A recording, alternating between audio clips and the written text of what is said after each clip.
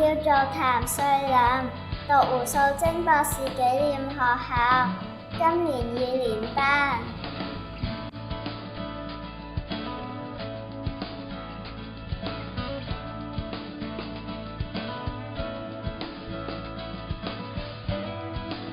我住喺沙田區，我覺得呢區嘅服務設施都好齊全同埋完善，區內嘅特色建築物都好靚。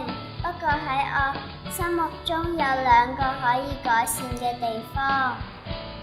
第一就係兒童遊樂場嘅設施已經好舊，如果可以增加一啲新穎嘅大型遊樂場設施，小朋友就可以玩得開心啲。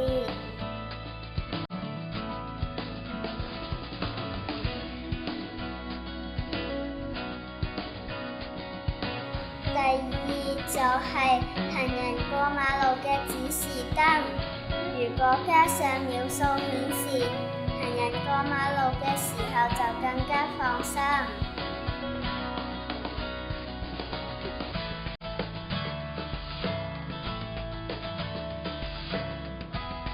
最後，我希望香港各區嘅環境設施都繼續改善，令每個人嘅生活都變得更愉快。